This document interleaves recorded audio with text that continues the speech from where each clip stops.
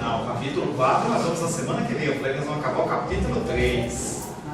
Colossenses capítulo 3. Portanto, se fosses ressuscitados juntamente com Cristo, buscai as coisas lá do alto, onde Cristo vive, assentado à direita de Deus. Pensai nas coisas lá do alto, não nas coisas que são aqui da terra, porque morrestes e a nossa vida está oculta juntamente com Cristo em Deus. Quando Cristo, que é a nossa vida, se manifestar, então vós também sereis manifestados com Ele em glória. Fazei, pois, morrer a vossa natureza terrena, prostituição, impureza, paixão lasciva, desejo maligno e a avareza, que é a idolatria. Por essas coisas é que vem a ira de Deus sobre os filhos da desobediência. Ora, nestas mesmas coisas andastes vós também no outro tempo, quando viveis nelas. Agora, porém, despojai-vos igualmente de tudo isso: ira, indignação, maldade, maledicência, linguagem obscena no vosso falar. Não mintais uns aos outros, uma vez que vos despistes do velho homem com os seus feitos, e vos revestistes do novo homem, que se refaz para o pleno conhecimento segundo a imagem daquele que o criou, no qual não pode haver grego nem judeu, circuncisão nem incircuncisão, bárbaro, cita, escravo, livre, porém Cristo é tudo em todos. Revestimos, pois, como eleitos de Deus, santos e amados, de ternos afetos de misericórdia, de bondade, de humildade, de mansidão, de longanimidade. Suportai-vos uns aos outros, perdoai-vos mutuamente, caso alguém tenha motivo de queixa contra outrem. Assim como o Senhor vos perdoou, assim também perdoai vós. Acima de tudo isso, porém, esteja o amor, que é o vínculo da perfeição. Seja a paz de Cristo árbitro em vosso coração, a qual também fostes chamados em um só corpo, e sede agradecidos. Habite ricamente em vós a palavra de Cristo, instruí-vos e aconselhai-vos mutuamente em toda sabedoria, louvando a Deus com salmos, hinos e cânticos espirituais, com gratidão em vosso coração. E tudo o que fizerdes, seja em palavra, seja em ação, fazei-o em o nome do Senhor Jesus, dando por ele graças a Deus Pai. Esposas, sede submissas ao próprio marido, como convém no Senhor. Maridos, amai vossa esposa e não a trateis com amargura. Filhos, em tudo obedecei aos vossos pais, pois fazê-lo é grato diante do Senhor. Pais, não irriteis os vossos filhos para que não fiquem desanimados. Servos, obedecei em tudo o vosso Senhor segundo a carne, não servindo apenas sob vigilância, visando tão somente agradar homens, mas em singeleza de coração, temendo ao Senhor.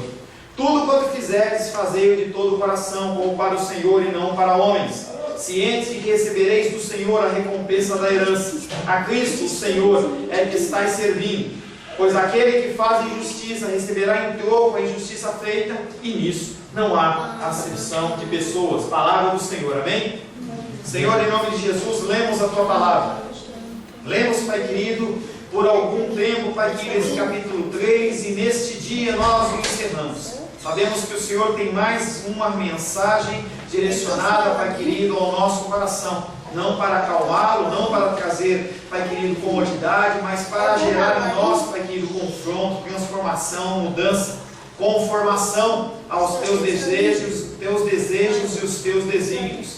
Nessa noite, como cantamos, Pai, nós nos rendemos a Ti. Nós, Pai querido, nos submetemos ao Senhor. Como servos, como escravos, nós, Pai querido, entregamos a nossa vontade no Teu altar e nos submetemos ao Teu querer. Como Teu Filho Jesus Cristo amado falou, Pai querido, no monte do Getsemane: se possível, Pai querido, passe de nós as dificuldades, as lutas, mas que seja feita a Tua vontade, tudo seja para a Tua honra, glória e louvor. Sobre a minha vida, peço, Pai querido, a capacitação do Teu Espírito, sem a qual, Pai querido, farei um discurso, algo, Pai querido, que não virá trazer transformação nem mudança, mas será apenas, Pai querido, uma fala humana sobre a vida dos Teus filhos e das Tuas filhas. Peço o Espírito de entendimento, o Espírito Santo do Senhor. Em nome de Jesus, amém. Glória a Deus. Deixa eu ligar o ventilador um pouco esquentado. Semana passada, estivemos meditando sobre os deveres familiares na família cristã. Nosso exemplo na formação de uma família, seus deveres, seus direitos, tem como exemplo ninguém menos do que o próprio Jesus. Ele, através do seu testemunho, nos ensina como proceder. O versículo que ficou da semana passada foi 1 Pedro, capítulo 3, verso 7. em que dá uma forçada maior, uma exaltada maior no compromisso do homem. Maridos, vós igualmente vivei a vida comum do lar, com discernimento, e tende consideração para com a vossa mulher como parte mais frágil. Tratai-a com dignidade, porque sois juntamente herdeiros da mesma graça de vida, para que não se interrompam as vossas orações. Como maior responsável, nós temos o marido e pai, que ocupa a posição de sacerdote do lar, não uma posição para ser ocupada, não para ser ocupada com tirania, não para ser ocupada com violência, mas para ser ocupada com muita sabedoria. A função do homem é ser mantenedor e cuidador da sua esposa e dos seus filhos. O título da palavra de hoje é Servos como Cristo. Palavra difícil, palavra dura, porque ninguém quer ser servo, todo mundo quer ser servido.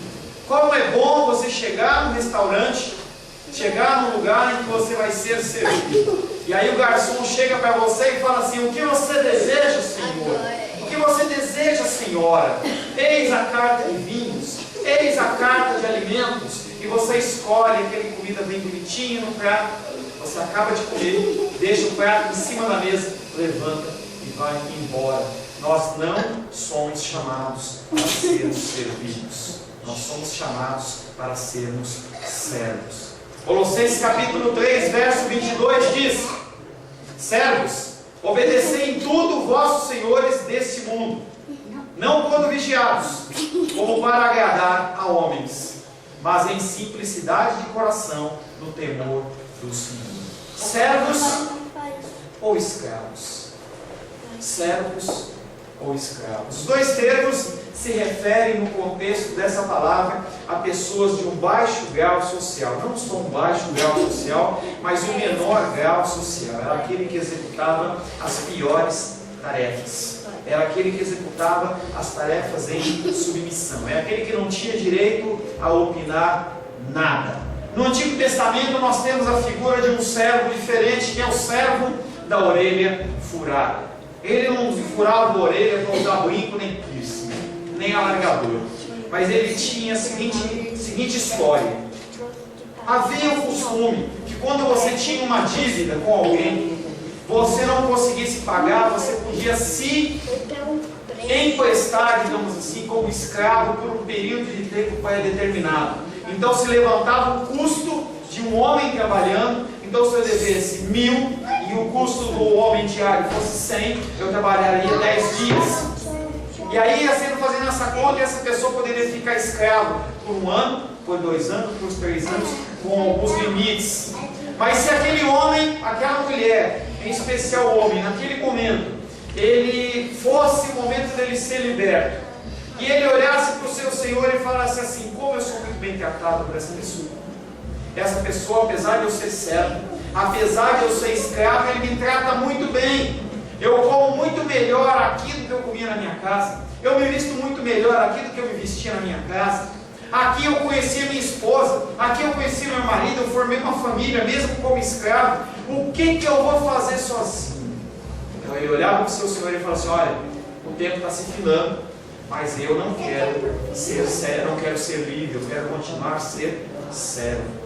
Se chamava os rabinos, chamava as autoridades, se fazia orações, se faziam documentos em que ele dizia: eu quero ser escravo. E se furava a orelha daquele servo, daquela serva, na sovela da porta.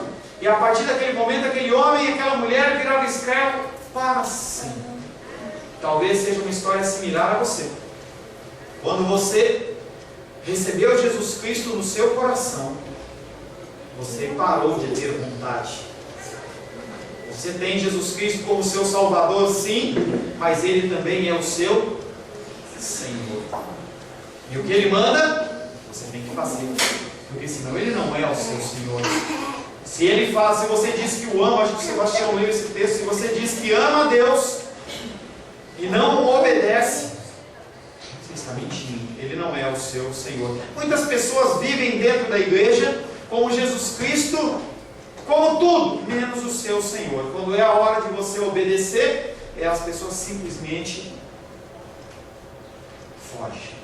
não quero um Senhor na minha vida, eu quero ser independente. Devemos ser excelentes em tudo o que fazemos. Nossa excelência é um testemunho do nosso cristianismo. Nós devemos prestar serviço aos homens de tal maneira que as pessoas olhem para nós e falem assim: que serviço bem feito. Mas você não olha visualizando o homem, sim visualizando o próprio Deus. Você, quando trabalha, você é servo do próprio Deus. E da mesma maneira que você dá um bom testemunho, ser excelente, quando você não trabalha direito, você não dá bom testemunho. Esse versículo oferece a consolação também a todos que se encontram debaixo dessa servidão e são abusados. A gente sabe que a pessoa, quando tem poder, meu pastor lá em São Paulo, o pastor Jonas falecido, ele falava assim: você quer conhecer uma pessoa ignorante? Dá poder para ela. Quer saber o que a pessoa pensa, como ela realmente, dá poder para ela. Isso em qualquer âmbito, mesmo na igreja. Na igreja, as pessoas elas buscam cargos simplesmente para serem colocadas acima dos outros. Você acha que vocês estão falando com quem? Eu sou pastor, eu sou ungido de Deus, eu sou presbítero, eu sou diácono, e você tem que me obedecer. Essa história não é bíblica. Isso não é bíblico. A hierarquia, ela existe no contexto espiritual, mas não a ordenança de que eu mando em você e eu tenho domínio sobre a sua vida. Isso não é bíblico. Nós temos que trabalhar de uma maneira a ser excelentes, mas se nós sofrermos abuso, o Senhor Ele é aquele que nos justifica. Sem essa consideração, nós podemos ter a nossa coragem diminuída, nós temos o nosso desejo, a nossa vontade, a nossa força diminuída, porque nós não sabemos a quem recorrer. Porque se o nosso Senhor, Ele judia de nós, e nós não sabemos o que fazer, não temos a quem recorrer, você desfalece e cai. Muitas pessoas hoje não vêm à casa do Senhor, porque elas se encontram desfalecidas. As pessoas elas não conhecem esse Deus que a gente canta, elas não conhecem esse Deus que a gente prega. Eles conhecem um Deus que é um Deus fantasioso, que parece mais um Papai Noel. E quando chega o momento da luta e dificuldade, ela não tem suporte, porque nas suas próprias forças ela não consegue lidar. Eu tenho acompanhado a titia lá na recuperação dela, e ela não tem força. E se você pega uma pessoa que não tem a força em Cristo, ela desfalece e cai. O Senhor nos previne que toda maldade, toda injúria, toda coisa que é levantada contra nós, há um juízo sobre isso. A escravidão em si mesma, ela não agrada a Deus. Você não vê a apologia à escravidão. Escravidão no sentido de um homem dominar outro homem. As pessoas adoram dominar outras pessoas. Por isso que hoje as mulheres têm dificuldade de ouvir a palavra submissão, como nós pegamos na semana passada. E essa é uma palavra que parece que a pessoa tem que ficar sujeita debaixo de um tirano. E é muitas vezes o que as pessoas acham, o que os homens acham. Líderes, homens, pessoas da liderança. A gente tem uma série que está passando agora que fala sobre os líderes do mundo. Hitler, Mussolini e outros presidentes, outros ditadores. Pessoas que querem dominar os seres humanos, para que eles façam a sua vontade. Deus nunca decidiu isso. Nunca falou que o homem tem que mandar em outro homem. Gênesis capítulo 1, verso 26 diz: também disse Deus, façamos o homem à nossa imagem, conforme a nossa semelhança. Tenha ele domínio sobre os peixes do mar, sobre as aves dos céus, sobre os animais domésticos, sobre toda a terra, e sobre todos os répteis que rastejam pela terra. O homem tem que dominar com muito zelo e decência sobre a terra, sobre a natureza, mas não um homem mandando e dominando o outro homem. Isso é princípio humano, um princípio pagão, em que você tem que exercer um princípio de autoridade na força. Pode quem manda, obedece quem tem juízo. Isso não é bíblico. Isso não é bíblico. O mundo romano na época de Paulo era lotado de escravos. Certa época havia mais escravos do que habitantes em Roma. E o apóstolo Paulo, nesse versículo, ele não está falando para os homens se rebelarem, porque eu já falei que o Senhor é aquele que nos vinga. O Senhor é aquele que é a nossa justiça. Você não tem que se levantar para ser a sua própria justiça. O Senhor, Ele está olhando todas as coisas. E dentro do assunto de soberania, novamente eu falo, confie em Deus. Confie em Deus. Você tem que entender a soberania de Deus nesse aspecto. Os olhos do Senhor estão sobre toda a terra. Os olhos do Senhor estão sobre a injustiça que está sendo praticada contra você. E é Ele que julga. E é Ele que estabelece o juízo. Ele que estabelece a sentença. E Ele que pune as pessoas que merecem o julgamento. Não é você. Quando você se coloca como juiz, você se coloca como alguém acima de Deus. Como alguém que não confia no julgamento de Deus. E aí eu estava ontem conversando com os homens aqui. E aí nós acabamos a ministração a gente estava, acho que era aqui, que era, João? Igreja, falando sobre igreja. E aí o João virou e falou assim: semana que vem a coisa vai ser difícil. Dízimos e ofertas. Já vai uma palhinha para você, João. A gente vai estar falando semana que vem com os homens sobre dízimos e ofertas. Se você é um homem que não dá o dízimo e não dá a oferta, você está dizendo para Deus a seguinte frase: Deus, não confio em Ti, na Tua provisão, deixa que eu me vire. É literalmente isso. Ponto final. Não, mas eu não quero. Fica com você, a ideia é sua. Não vai faltar, nunca faltou provisão na casa do Senhor. Nunca um servo de Deus padeceu. A lei é clara. A lei é clara para a gente, é uma ordenança. Você recebe, você coloca no seu caminho, você coloca em ação se você quiser. Mas sabe que o recado que é dado para Deus é: Deus, sobre a área financeira eu me viro, deixa que eu me vire, eu me basto. Tá? E na área de escravatura também, na área de que as pessoas te oprimem, você tem que confiar em Deus. Soberania, soberania, soberania de Deus. Deus controla, Deus reina, Deus governa, Deus é para sempre. Os olhos dele são sobre toda a terra. Ele acampa os anjos ao redor de você, daqueles que o temem. Você tem que acreditar na soberania de Deus. Você tem que acreditar que o demônio não pode nada contra Deus. Não é o jogo do Flamengo contra o Vasco que pode dar qualquer resultado, não. O vitorioso é o Senhor. Amém, ponto. Ele é soberano, você tem que acreditar nisso. Paulo não recomendou a revolta direta dos escravos contra seus senhores. Pelo contrário, ele tomou a estrutura social e se empenhou em fazê-la cristã. Nós não estamos aqui para mudar estrutura nenhuma, e sim para fazê-la melhor, fazê-la cristã. Você pode sim fazer o que você faz de uma maneira cristã, de uma maneira que seja bíblica, e de uma maneira que glorifique o nome do Senhor. Mais ou menos em 1800 e bolinha, teve uma reunião numa igreja certa vez, nós já falamos sobre isso, eu vou repetir. E aí os membros estavam com o pastor, eles chegaram assim de conclusão: vamos passar uma semana, toda vez que a gente for tomar uma decisão, a gente pergunta assim: Senhor, o que o Senhor faria no meu lugar? E aí, até tem um livro que foi escrito com esse mesmo título, e a vida das pessoas, de algumas pessoas, não todas, foi impactada. Porque quando você vai tomar uma decisão, da menor ou maior, e você vai e você pensa: será que Jesus, que é o meu Senhor, Ele se agrada do que eu estou fazendo, do que eu vou fazer? Você vai ser abalado, você vai ser chacoalhado, você vai ficar apavorado, porque você vai ver onde está o teu coraçãozinho, muito longe do Senhor. O apóstolo Paulo falava que o escravo obedeça ao seu Senhor de bom coração, e que o Senhor seja bom para o seu escravo. Portanto, que a má vontade, desonestidade, preguiça sejam substituídos pelo interesse no trabalho, a integridade e o desempenho. Que a crueldade, a brutalidade do Senhor seja transformada por consideração e amor. E assim a sociedade começa a ser transformada. Houve um certo caso, tem até uma epístola gravada, escrita a respeito de Onésimo e Filemon. Onésimo era escravo e ele defraudou seu senhor e fugiu. Foi para lá com Paulo. E Paulo vai lá e ensina ele, está lá na carta para Filemon, ensina ele, admoesta ele, prepara ele.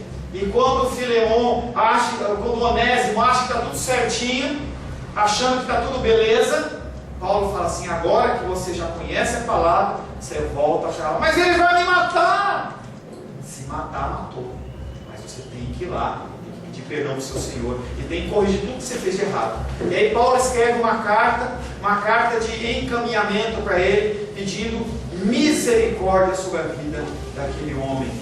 Paulo ensina, mas nós temos que ter a nossa responsabilidade. Quando ele fala de obediência, ele não fala que nós temos que ser obedientes apenas quando estão olhando. Nós temos que ser obedientes independente de quem está vendo, porque senão nós vamos receber já a nossa paga, a nossa honra, enquanto na terra. E o Senhor, Ele quer dar essa paga na glória para você. Porque quando você trabalha para homens, como se estivesse trabalhando para o Senhor se agrada. 1 Crônicas 29:17 diz: bem sei, meu Deus, que tu provas os corações e que da sinceridade te agradas, e eu também, na sinceridade do meu coração, dei voluntariamente todas essas coisas. Acabo de ver com alegria que o teu povo, que se acha aqui, te faz ofertas voluntariamente. Você tem que ser voluntário. O servo, ele é aquele que se coloca à disposição. Ele é aquele que trabalha, mas de uma maneira voluntária, não sob pressão. E aí eu vejo as pessoas muitas vezes trabalhando, reclamando do seu trabalho. Tem gente passando fome e a pessoa reclama. E eu lembro que quando eu era assalariado na Philips, eu olhava o meu oleite e falava assim: olha os cebolitos. Porque eu olhava e chorava. Chorava nada. Provisão do Senhor, trabalho do Senhor. A gente esquece por onde a gente já passou, pelas dificuldades que a gente já teve. E aí às vezes a gente conversa com a Rosária, eu vejo que ela é uma pessoa que é muito grata em relação ao seu trabalho. E aí as pessoas estão lá forçando, as pessoas estão pedindo para ela fazer hora extra, não paga, mas ela fala assim: glória a Deus que eu tenho meu trabalho, glória a Deus que eu tiro meu sustento dali. Para os aposentados a mesma coisa, glória a Deus que eu pude trabalhar, que o Senhor me fortaleceu. Porque imagina hoje você jogadinho, sem trabalho. Tem muita gente desempregada. A minha irmã veio aqui de São Paulo, lá está desemprego. E aí quando o desemprego aumenta, cai o consumo, ela está passando dificuldades no consultório dela, porque as pessoas não têm dinheiro. E você tem trabalho, tem sustento e está reclamando do quê? Está trabalhando de má vontade, por quê? Glorifica a Deus. Olha para Deus, levanta as mãos ao céu e fala assim: Deus, obrigado por eu fazer parte de um pequeno grupo que tem trabalho.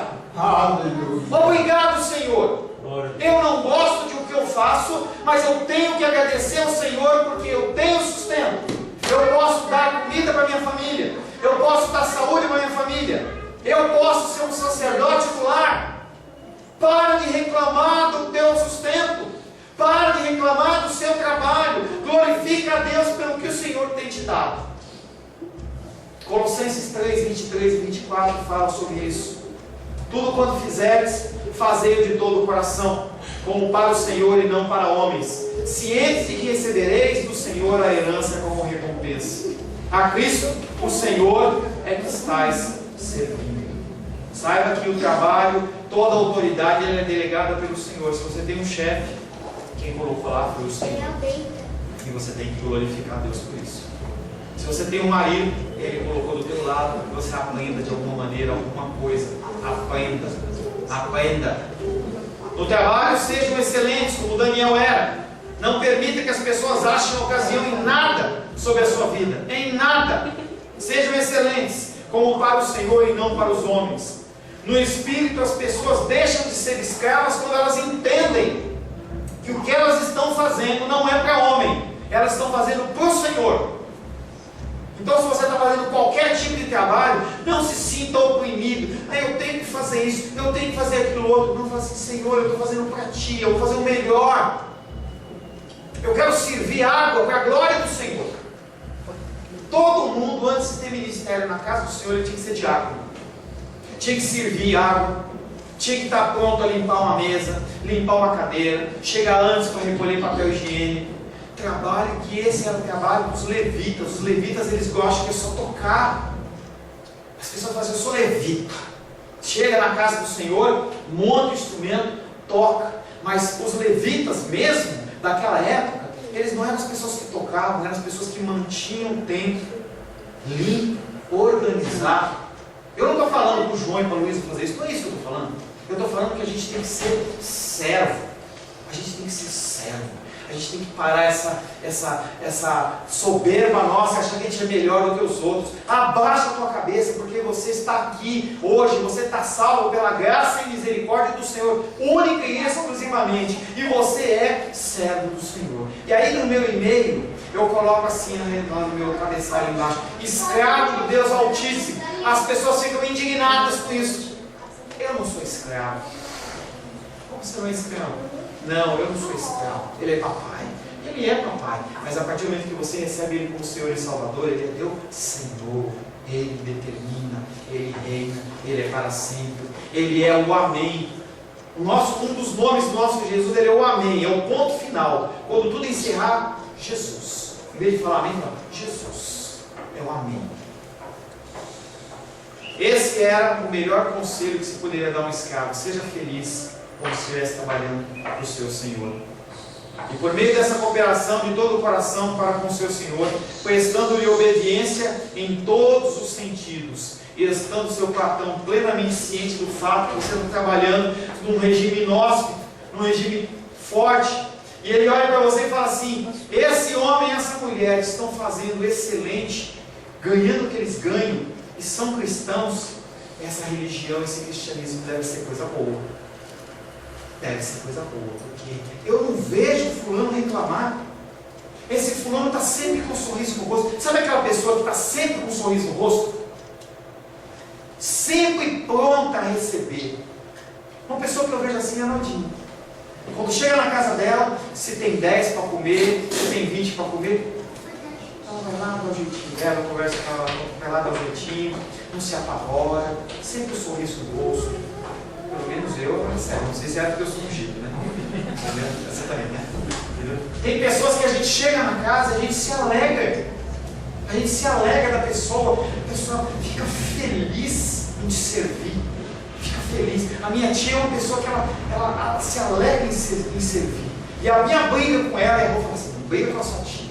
Tem que ela começa a dizer: eu não gosto de dar trabalho. Eu falei: tia, se você quer me deixar bravo, deve começar com essa conversa. Porque você nos ajuda, você é uma pessoa abençoada na nossa vida. E hoje, você me ajuda. Quando eu me acidentei com 10 anos, era ela que coçava a minha perna.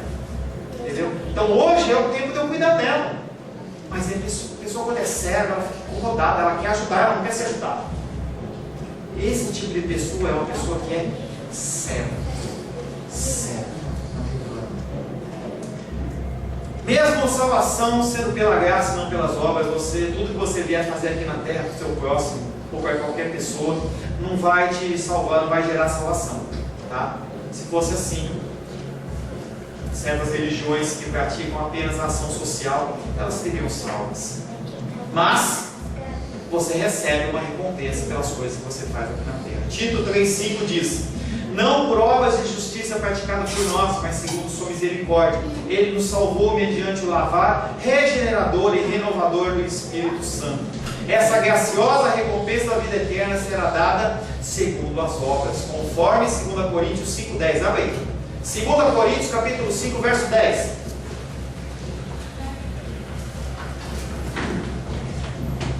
Segunda Coríntios capítulo 5, verso 10.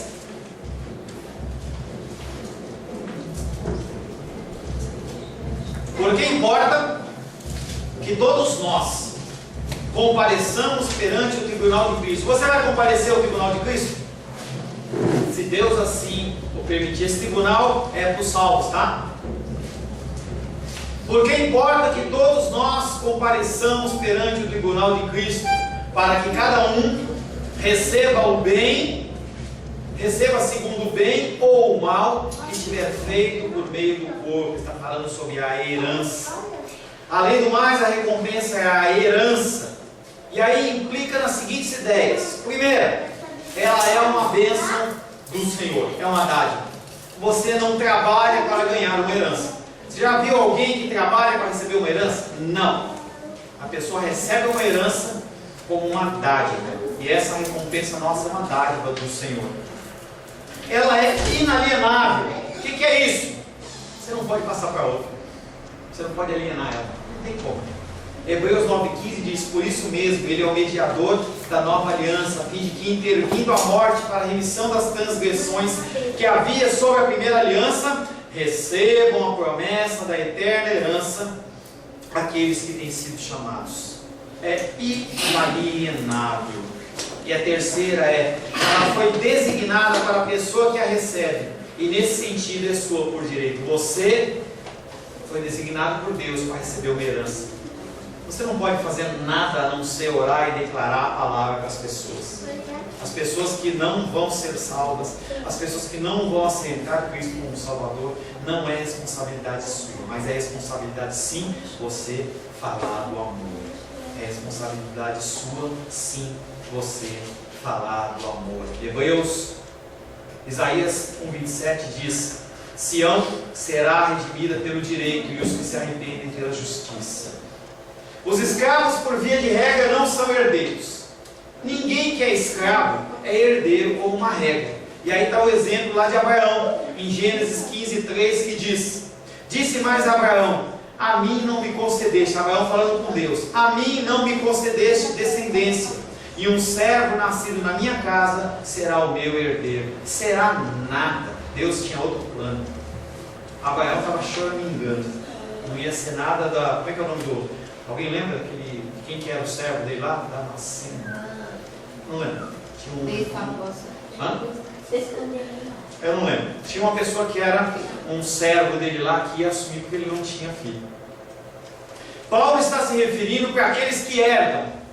Porque você tem pai. Mesmo adotado, você tem pai. E o teu pai é o Senhor. É o próprio Senhor. O Senhor, ele é ungido como o patrão dos escravos. E isso é um privilégio. Isso é uma grande honra. Servir ao Senhor não é uma obrigação, não é um fardo, mas tem que ser, você tem que entender como ser um privilégio. Colossenses 3:25 diz: quem cometer injustiça receberá de volta a injustiça, e não há exceção para ninguém. Quem cometer injustiça receberá de volta a injustiça.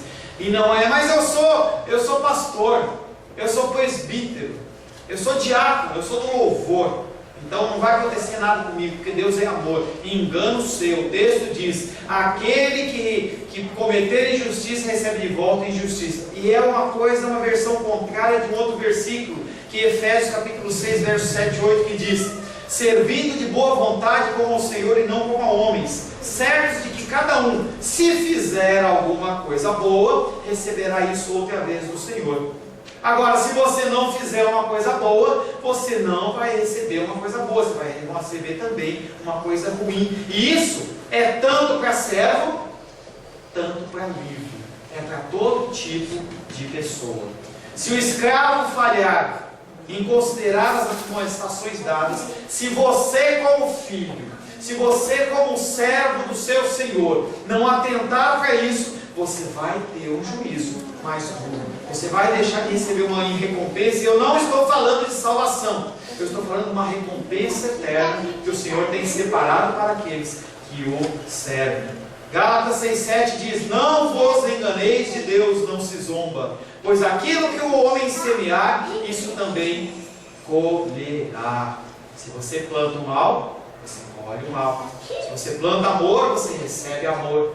Se você não é uma pessoa que, como eu tenho falado toda semana, você não liga para ninguém, não pergunta como você está.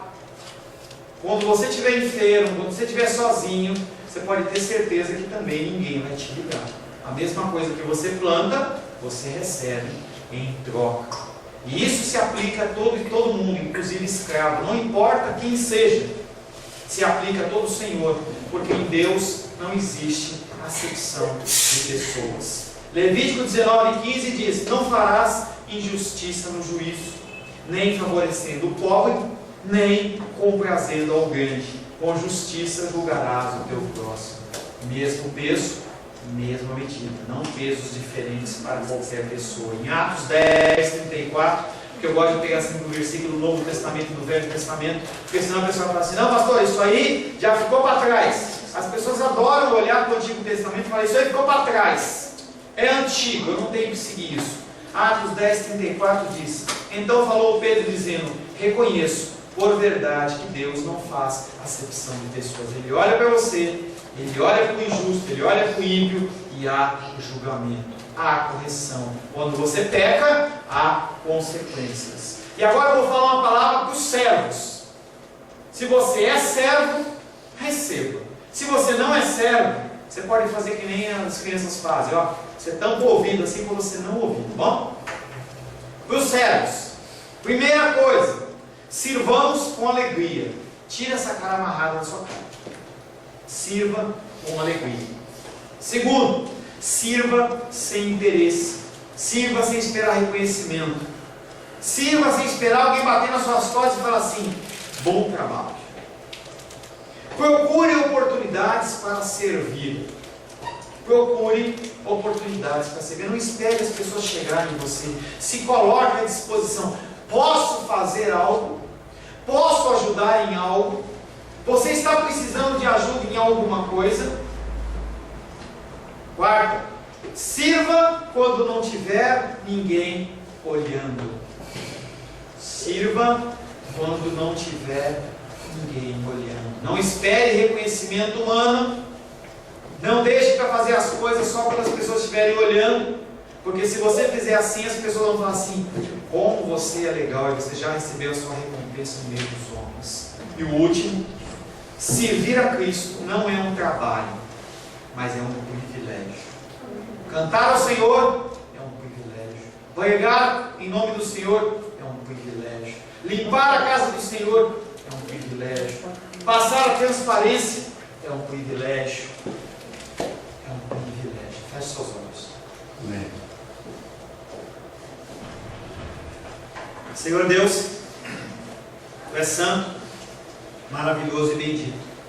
Glorificamos, exaltamos e bendizemos o Teu santo nome.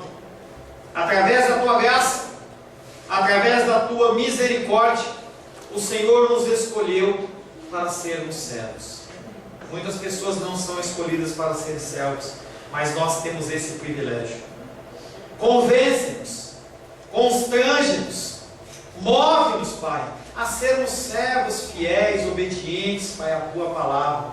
Que nós não sejamos movidos pelas nossas vontades, ao contrário, que nós possamos depositar a nossa vontade nas Tuas mãos, no Teu altar, e que nós possamos ser encontrados com servos bons e fiéis, porque o Senhor está voltando, o Senhor está retornando para buscar a sua noiva com a sua veste adornada, e naquele momento serão separados as ovelhas dos bodes, serão separados o joio do trigo. Aquele que é joio será ceifado, será amarrado em feixes e será lançado no fogo. Mas aqueles que são trigos entrarão no gozo do seu Senhor. Senhor, queremos ser encontrados nesse segundo caso, mas sabemos que dependemos, Pai querido, de ações neste mundo. Nós temos ouvido a Tua palavra, Senhor, e nós temos que colocar essas ações em prática, essas palavras em prática. Constrange-nos através do Teu Espírito Santo, é o que te pedimos, em nome de Jesus. Amém. Amém.